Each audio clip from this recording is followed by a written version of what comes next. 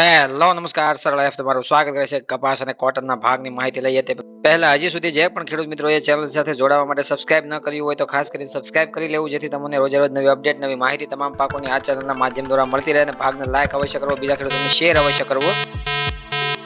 કપાસની અંદર દિવસનો પ્રથમ ભાગ છે એની અંદર માહિતી છે કપાસના ભાવ વિશે ચર્ચા કરેલી છે અને આવક છે કેવી આપણે અલગ અલગ રાજ્યોમાં જોવા મળી હતી એની પણ આપણે ચર્ચા કરેલી છે એટલે એ પણ જે ભાગ ખેડૂત મિત્રોએ ન જોયો હોય તો કદાચ જોઈ લેવો જેથી તમને 1800 રૂપિયા ઊંચા ભાવની આશા છે ઘણા બધા ખેડૂત મિત્રોની કોમેન્ટો આવતી હોય તો એને પણ રિપ્લાય મળી જાય પોતાનો જે સવાલ છે એનો જવાબ એને મળી જાય અને ઘણા બધા ખેડૂતોને અત્યારે હાલ જોઈએ તો 1800 ની જરૂરિયાત નથી અને 1500 ની જરૂરિયાત છે એવી કોમેન્ટો કરતા હોય તો એને પણ જવાબ મળી જાય કે તમારા વિસ્તારમાં એસોસિએશન બનેલું હોય અથવા તો તમારા વિસ્તારમાં ઉતારાનો પ્રશ્ન બનેલો હોય અથવા તો ઉતારો ઘટેલો અથવા ઓછો આવતો હોય તમારા વિસ્તારમાં તો પણ ભાવ છે દબાણમાં અથવા તો નીચા તમને આપવામાં આવતા હોય આ બંને પ્રશ્નોથી છે ભાવ ઘટેલા હોય બાકી તો 1500 ઉપર છે સારી ક્વોલિટીમાં ભાવ છે આપણે અલગ અલગ વિસ્તારોમાં જોવા મળે છે 70% વિસ્તારમાં જ્યારે ભાવ જોવા મળતા હોય ત્યારે અમે એ ભાવ છે તમારી સામે રજૂ કરતા હોઈએ છીએ ત્યાં સુધી સવારથી સાંજ સુધીમાં આપણે રજૂ નથી કરતા ભાવ અને 1800 રૂપિયાની ચર્ચા સવારના ભાગમાં કરેલી છે એ સિઝનના ઊંચા ભાવ છે એની ચર્ચા કરેલી છે કારણ કે સિઝનમાં એકવાર ઊંચા ભાવ આપણે કેવા જોવા મળી શકે એની ચર્ચા છે બાકી કઈ 1800 રૂપિયા છે ડેઈલી તમને જોવા મળે અથવા તો કાલે કે અથવા 15 દિવસ બાદ છે તમને 1800 રૂપિયાના ભાવ જોવા મળે એવી ચર્ચા નથી કરેલી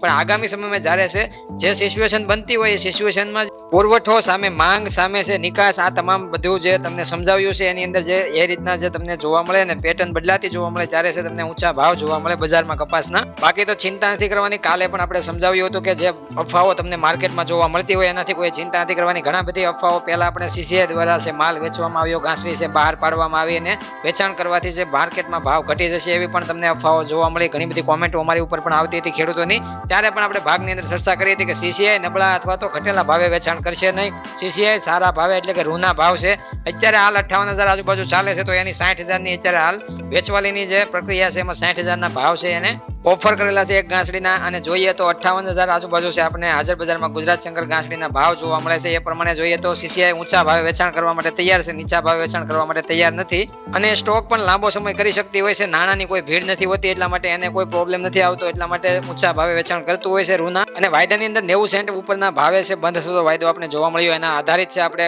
કાલે પણ તમને કહ્યું તો ચિંતા નહીં કરતા બજારની અંદર 90 સેન્ટ ઉપર વાયદો છે વિદેશ વાયદાની અંદર નીચે લેવલ તોડવામાં નથી આવ્યું એના લીધે છે ફરીથી ગુજરાત શંકર ગાંસડીની અંદર આપણને 100 રૂપિયાથી 200 રૂપિયાનો સુધારો થતો આજે જોવા મળ્યો છે અને સાંજે છે આપણે 21 ફેબ્રુઆરીના રોજ જોઈએ તો આપણને ગુજરાત શંકર ગાંસડીની અંદર 29 mm ના ભાવ છે 57,000 થી લઈને 57,900 રૂપિયા સુધી પહોંચતા જોવા મળે છે જે આપણને આગળ છે 300 રૂપિયાનો ઘટાડો જોવા મળ્યો હતો આજે ફરીથી આપણે સુધારો થતો જોવા મળે છે અને જોઈએ તો એ પ્રમાણે મધ્યપ્રદેશ એમપી લાઇનમાં 28 mm ભાવની વાત કરીએ તો 55,000 થી 55,600 રૂપિયાના ભાવ જોવા મળે છે એમાં પણ આપણે 100 રૂપિયામાં ગાંસડીનો વધારો જોવા મળે છે 22 mm થી નીચે આપણે જોઈએ તો ગુજરાત શંકર ગાંસડીની અંદર 300 રૂપિયાનો સુધારો થતા જોવા મળે 38,000 થી 38,800 રૂપિયાના ભાવ છે આપણે જોવા મળે છે મધ્યપ્રદેશ એમપી લાઇનમાં 31 mm ના ભાવ છે એમાં પણ આપણે 100 રૂપિયાનો સુધારો 58,000 થી 58,700 રૂપિયાના ભાવ જોવા મળે છે એવી રીતના 52,000 થી 52,500 ના ભાવ છે એમાં પણ 100 રૂપિયાનો વધારો થઈને પંજાબ હરિયાણા રાજસ્થાન લાઇનમાં છે 52,000 થી 700 રૂપિયાના ભાવ છે આપણે જોવા મળે છે ઊંચામાં કર્ણાટક લાઇનની વાત કરીએ તો 35 mm ને 34 mm ના ભાવ છે આપણે 81,500 રૂપિયાથી લઈને 83,000 સુધી છે આપણે પહોંચતા જોવા મળે છે એમાં પણ કોઈ વધારો નથી કોઈ ઘટાડો નથી બજાર સ્થિર સ્ટેબલ અને દેશમાં ગાંસડી છે તમામ રાજ્યોમાં મજબૂત જોવા મળે છે એક કોઈમાં ઘટાડો જોવા નથી મળતો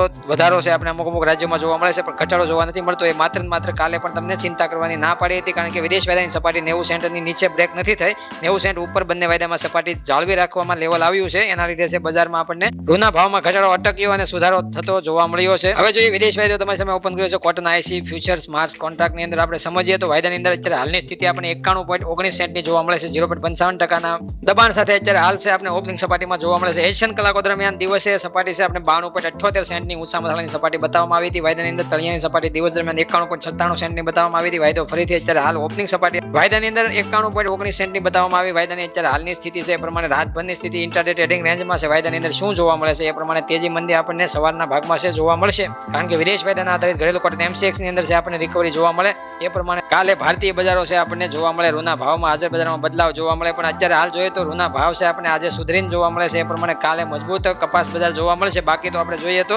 ફરીથી રૂના ભાવની અંદર છે વિદેશ વાયદાનો જે લેવલ છે આપણે કેવું રાત્રે જોવા મળે એના ઉપર જ આધાર રાખશે કારણ કે 90 સેન્ટ બ્રેક કરે છે અથવા તો 92-93 સેન્ટ ઉપર આપણે તેજી બતાવે છે વાયદો રાત્રે અને હવે ઘણા બધા મિત્રોની કોમેન્ટ આવી હતી પ્રોફિટ બુકિંગની તો પ્રોફિટ બુકિંગ શબ્દનો ઉપયોગ ત્યારે થતો હોય છે કે જ્યારે લેવલ છે આપણે 92-93 સેન્ટે અથવા તો 95-96 સેન્ટે પહોંચ્યું પણ ત્યાંથી કોઈ નબળા સમાચાર અથવા નબળા ડેટા અથવા તો નબળા નેગેટિવ ન્યૂઝથી છે બજાર મંદીમાં આવી જાય અથવા બજારની અંદર એવો ઘટાડો આવી જાય તો એક વાત અલગ છે બાકી તો વધારે પડતી તેજીમાં બજાર હોય ને ફરીથી બજારની અંદર થોડું ઘણું 2-3 3 સેન્ટનું દબાણ જોવા મળે તો માત્ર ને માત્ર તમે વિચારી શકો કે તમારી પાસે 1500 ના ભાવે વેચાણ કરવા માટે કપાસ કાચો પડ્યો છે અને ભાવ છે 1550 રૂપિયા સુધી પહોંચ્યો છે તો તમે એમાંથી 10% કપાસ છે વેચ્યો તમારા સ્ટોકમાંથી. કોઈ ખેડૂત છે 20% વેચશે, કોઈ ખેડૂત 50% માલ પોતાનો વેચશે, કારણ કે એક લેવલે ભાવ છે અને 1550 રૂપિયા સારા લાગે તો 50% માલ વેચી અને અડધો સ્ટોક છે કરી નાખશે અને અડધો સ્ટોક રાખશે. એવી રીતના વાયદાની અંદર તમે જોઈ શકો કે જ્યારે ખરીદી થતી હોય છે ત્યારે 90 સેન્ટની ખરીદી હોય, 85 સેન્ટની ખરીદી હોય, 80 સેન્ટે ખરીદી કરી હોય તો એ 95 સેન્ટે ભાવ પહોંચે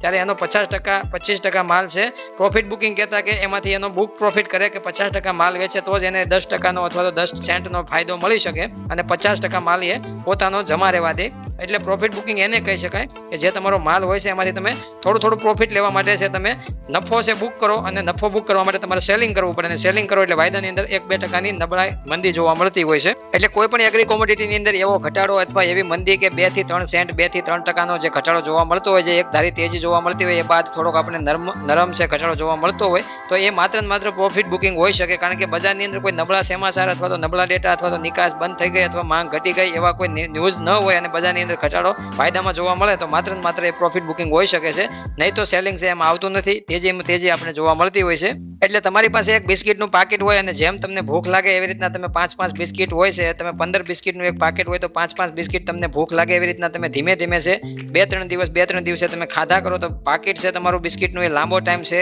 ચાલી શકે છે. એવી રીતના વેચાણ છે પ્રોફિટ બુકિંગ કરવા વાળા માટે છે થોડું કરવું અને થોડું નફો બુક કરવો. એના માટે જેમ બિસ્કિટ તમે ખાવશો અને ધીમું બિસ્કિટ છે તમે ભૂખ પ્રમાણે છે તમે 5 દિવસ 7 દિવસ ચલાવો અને એ પ્રમાણે છે વાયદાની અંદર વેચાણ છે ધીમું થતું હોય છે. અને જ્યારે ભાવ ઘટાડા તરફ જોવા મળતા હોય અથવા તો ભાવ નીચે આવતા હોય છે ત્યારે ફરીથી છે એમાં ખરીદી વધતી હોય અથવા તો બાયની સંખ્યા વધતી હોય છે એના લીધે છે ફરીથી આપણને ભાવ છે મજબૂત થતા જોવા મળતા હોય. એક લેવલે છે આપણે થોડું સેલિંગ આવતું જોવા મળે, એક લેવલે તળિયાના લેવલે જોઈએ તો આપણે બાયની સંખ્યા વધતી હોય એટલે ખરીદદારોની સંખ્યા વધતી હોય છે. ખરીદી વધારે પડતી થતી હોય કારણ કે નીચા ભાવ મળતા હોય, નીચા ભાવે કોઈ પણ વસ્તુ એને મળતી હોય તો એને વધારે પડતી ખરીદીમાં રસ હોય. જ્યારે ખરીદી વધતી હોય એને આપણે તેજીનું નામ આપીએ છીએ અને જ્યારે સેલરની સંખ્યા જ્યારે છે પ્રોફિટ બુકિંગ થતું હોય અથવા તો કોઈ પણ કારણોસર છે બજાર નીચે આવતી હોય ત્યારે આપણે એને મંદીનું નામ દેતા હોઈએ છીએ. જેમ કે શેર માર્કેટની અંદર બેરિશ અને બુલિશ એમ બંને પાસા ઉપર છે ટેકનિકલ અને ફંડામેન્ટલ માહિતી આપવામાં આવતી હોય છે. આ ટૂંકમાં માહિતી છે તમને ન સમજાય તો હજી પણ તમે પ્રોફિટ બુકિંગ વિશે માહિતી લઈ શકો છો. હવે આપણે જોઈએ ઘરેલું કોટન MCX વાયદો. ઓપનિંગ સપાટી 59,860 રૂપિયાની બતાવવામાં આવી. વાયદાની અંદર છે આપણે મથાળાની સપાટી 59,880 રૂપિયાની બતાવવામાં આવી. વાયદાની અંદર દિવસ દરમિયાન ઇન્ટરડે ટ્રેડિંગ રેન્જમાં 59,580 રૂપિયાનું તળિયાનું લેવલ બતાવવામાં આવ્યું. વાયદો બંધ થયો જ્યારે આગલા દિવસે 59,540 રૂપિયાના લેવલે બંધ થયો હતો. અત્યારે હાલ રનિંગ છે વાયદો 59,580 રૂપિયાના ભાવે સારા એવા વોલ્યુમ સાથે આપણને 40 રૂપિયાના સુધારા સાથે આપણે 0.07% મજબૂતી સાથે વાયદો કોટન માર્ચ વાયદો છે આપણને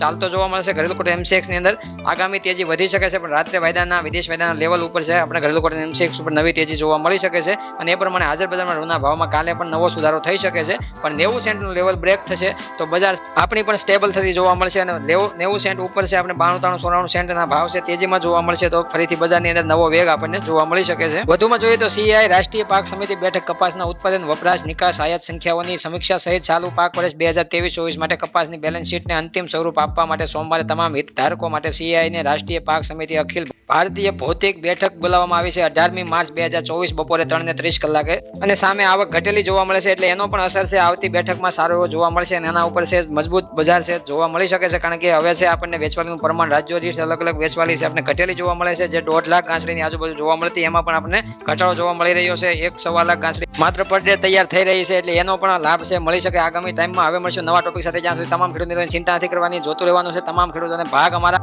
જય જવાન, જય કિસાન, જય ભારત, જય ઠાકર.